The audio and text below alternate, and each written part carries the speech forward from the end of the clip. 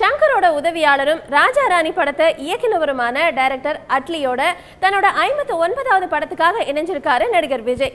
இன்னும் பேர் வைக்கப்படாத இந்த படத்துல விஜய்க்கு ஜோடி ஆகுறாங்க சமந்தா எமி ஜாக்சன். புலி படத்தோட ஷூட்டிங் முடிஞ்சு போஸ்ட் ப்ரொடக்ஷன் வேலைகள் நடந்துட்டு இருக்கிற நிலையில விஜய் தன்னோட அடுத்த படத்தோட ஷூட்டிங்க்கு ரெடி ஆயிட்டாரு. இப்போ இந்த படத்தோட பூஜை சென்னை கேரளா ஹவுஸ்ல நடந்திருக்கு. இந்த பூஜையில விஜய், அட்லி, படத்தோட இசையமைப்பாளர் ஜி வி பிரகாஷ், பிரபு, ராதிகா, டைரக்டர் ரஞ்சித் உள்ளிட்டவங்க கலந்துக்கிட்டாங்க. அந்த பூஜையில நாமளும் கலந்துக்கலாம். படத்தோட பூஜை மட்டும் இல்லாம படப்பிடிப்பும் ஜூன் 26 துவங்கி இருக்கு.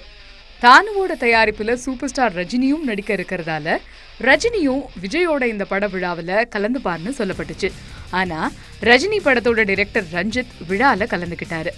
ஜி வி பிரகாஷ் இசையமைச்சிட்டு இருக்கிற இந்த படத்தோட கதையை விஜய்க்காகவே யோசிச்சு எழுதினதா சொல்லியிருக்காரு டைரக்டர் அட்லி. ராஜா ராணி புகழ் அட்லி இப்போ நம்மளோட இருக்காங்க. அவரோட அடுத்த படம் வந்து விஜயோட பண்ணுறாரு. சைலண்டாக இருந்து சூப்பரான ஒரு காரியம் பண்ணியிருக்காரு. அவர்கிட்ட கேட்டு தெரிஞ்சுக்கலாம் இந்த ப்ராஜெக்ட் பற்றி. ஹலோ சார், ரொம்ப சைலண்டாக இருக்கீங்க, திடீர்னு பண்ண விஜயோட படம் பண்ணுறீங்க. சைலண்ட்டுன்றதை தாண்டி கொஞ்சம் பொறுமையாக இருந்தேன். ஏன்னா படம் பண்ணவே 25 வருஷம் ஆயிடுச்சு. ரெண்டாவது படம் தானே, ஸோ கரெக்டாக இருக்கணும். அப்படின்னும் போது அது விஜய் சாருக்காக வேறு எழுதுனது.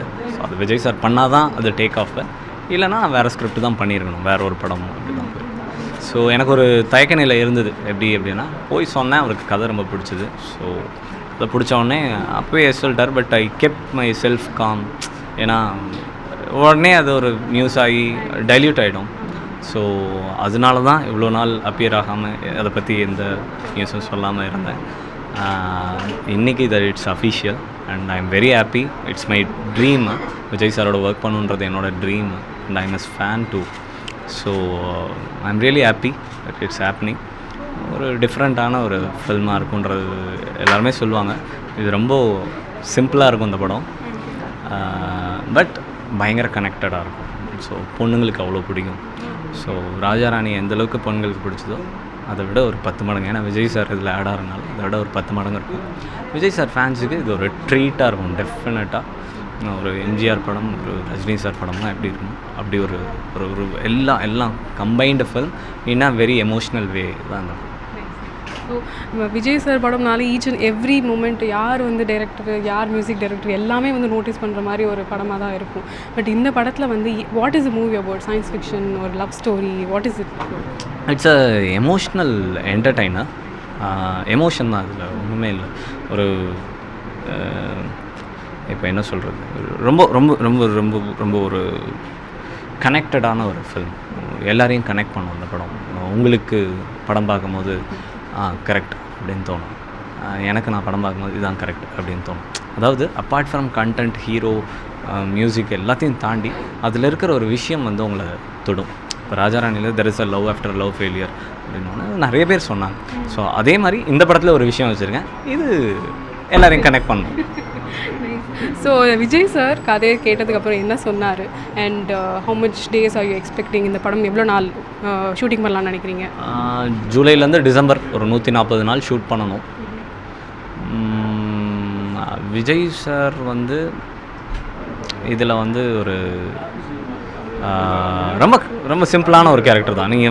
நீங்கள் நம்ம சைஃபை அந்த மாதிரிலாம் எந்த காம்ப்ளிகேஷனும் நான் இது வரைக்கும் ட்ரை பண்ணல. ஸோ இது ரொம்ப சிம்பிளான ஃபில்ம், பட் இதுதான் உங்களை ரொம்ப ஆழமாக தொடுன்றதை நம்புகிறேன். அவர் கதை கேட்டோடனே ஃபஸ்ட் ஹாஃப் கேட்டு மைண்ட் ப்ளோவிங்னாரு, செகண்ட் ஹாஃப் கேட்டு இப்படின்னாரு. ஓகேண்ணே ஓகே அப்படின்னா ஓகே அன்றைக்கி கன்ஃபார்மாக. அப்புறம் 2 நாளில் தானு சார் பார்த்தேன். தானு சார் கூப்பிட்டாங்க. தானு சார் மாதிரியான ஒரு ப்ரொடியூசர் வந்து நான் கனவுல கூட நினச்சதே கிடையாது. ஏன்னா ஆளவந்தான்னப்போ நான் சின்ன பையன். ஆளவந்தானோட ஃபஸ்ட்டு லுக்கு இன்னும் எனக்கு ஞாபகம் இருக்குது. கமல் சார் ஒரு கோட் போட்டு இப்படி நிற்பார், ஆளவந்தான் பின்னாடி ஸ்க்ரீனில் வரும். அது ஒரு ஸ்டேஜில் ஒரு ஃபஸ்ட் லுக்கே அப்போ பண்ணாங்க. அந்த படத்தை தேட்டரில் போய் பார்க்க வச்சார். ஸோ அது ஒரு பயங்கரமாக இருந்தது, என்ன தான் இருக்கும் அப்படின்னு. ஸோ அதுக்கப்புறம் துப்பாக்கி ரீசெண்ட் டைமில். ஸோ இப்படி ஒரு ப்ரொடியூசர் நம்மளாம் கிடச்சா எப்படி இருக்கும் நான் கனவுல கூட யோசிச்சதில்லை உண்மையிலே சொல்லணும்னா. விஜய் சார் வந்து தானு சார் அப்படின்னு சொன்னோடனே நான் பயங்கரம் அப்படின்னு. அப்புறம் அவர் மீட் பண்ணார், பண்ணலாமா நம்ம பண்ணலாம் நல்லாயிருக்கும்னாரு. சார் நல்லாயிருக்கும் சார், டெஃபினட்டாக பண்ணுங்கள் சார் அப்படின்னு. Then it started. Yeah yeah so tell about heroine. Vijay படத்துக்கு யார் ஹீரோயின் அப்படின்னாலே ஒரு பெரிய எக்ஸ்பெக்டேஷன். ராஜாராணியில் நயனுக்கு எந்த அளவுக்கு ஒரு நயன் அண்ட் நஸ்ரியா 2 பேருக்கும் எந்த அளவுக்கு ஒரு இம்பார்ட்டன்ஸ் இருந்ததோ அதே இம்பார்ட்டன்ஸ் இதுலேயும் இருக்கும். பேசிக்காக நான் பெண் ரசிகர்களை கவர்ற மாதிரியாக தான் இருக்கும் என் ரைட்டிங். காரணம் என்னென்னா அதுதான் emotion. Samantha and Amy Jackson, அவங்க 2 பேர் தான் ஹீரோயின். ஏமி ஜாக்சன் ஒரு டிஃப்ரெண்ட்டாக இருக்கும், எனக்கும் புதுசு. அண்ட் சமந்தா நல்லா தமிழ் பேசுவாங்க. அண்ட் இதில் நல்ல லவ்லாம் சூப்பராக இருக்கும். Thank you so much. இந்த படம் வெற்றியடைய வாழ்த்துக்கள். படம் ரொம்பவே வித்தியாசமா இருக்கும்னு சொல்லியிருக்காரு தானு. படத்தை பிரம்மாண்டமான அளவில் எடுக்க போறதாகவும் அவர் சொல்லியிருக்காரு. படத்துக்காக பின்னிமல் வளாகத்துல பிரம்மாண்டமான ஒரு செட் போடப்பட்டிருக்கிறதா சொல்லப்பட்டிருக்கிற நிலையில படம் விஜய்க்கு மைல்கல்லா இருக்கும்னு தானு சொல்லியிருக்காரு. இந்திய திரையுலக வரலாற்றில் ஒரு உயரிய படமாக கமர்ஷியலில் வந்து உச்சத்தை தொடும். ஒரு 10 துப்பாக்கிக்குரிய உள்வாங்குதல் இதுக்குள்ளே இருக்குது. ஆகவே இளைய தளபதி விஜயோடு நான் ட்ராவல் ஆகியிருக்கிறேன், சச்சின் பண்ணியிருக்கிறேன், துப்பாக்கி பண்ணியிருக்கிறேன். இந்த படம் இதுவரையிலும் கமர்ஷியல் உலகத்தில் இது வந்து தியேட்டருக்காரங்களை ரொம்ப சந்தோஷப்படுத்த 1 வருஷத்துக்கு தீனி போடும். டிஸ்ட்ரிபியூட்டருக்கு 1 வருஷத்துக்கு தீனி போடும். இருக்கிற ரசிகர் பெருமக்களுக்கும் பொதுமக்களுக்கும் எல்லாருக்கும் வந்து ஒரு அதி உயரிய ஒரு கலை கமர்ஷியல் மசாலா அண்டு உள்வாங்க ஒரு கவிதையாக இருக்கும். அட்லி வந்து இதுவரையிலும் நம்ம என் கணிப்பாக ஒரு 10 கரஞ்சோகராக தெரிகிறாரு.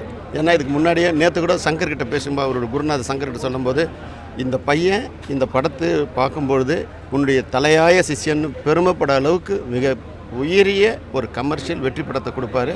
ஆகவே திரையுலக வரலாற்றில் இளைய தளபதி விஜய்க்கு மிகப்பெரிய ஒரு வெற்றியை வசூல் சாதனை. எத்தனை நாடோடி மன்னனா, எத்தனை எங்கே விட்டு பிள்ளை அப்படின்ற எத்தனை துப்பாக்கி அப்படின்ற மாதிரி தான் இது இருக்கும். விஜயோட புலி படம் ரிலீஸ் ஆகிறதுக்கு இன்னும் சில மாசங்கள் இருக்கிற நிலையில இப்ப தன்னோட அடுத்த படத்தோட ஷூட்டிங்க ஆரம்பிச்சிருக்காரு விஜய். ரொம்பவே சுறுசுறுப்பா தன்னோட அடுத்தடுத்த ப்ராஜெக்டை செலக்ட் பண்ணி நடிச்சுட்டு இருக்கிற விஜய்க்கு தயாரிப்பாளர் தானு சொல்ற மாதிரி இந்த படம் மைல்கல்லா அமையும்னு எதிர்பார்க்கலாம்.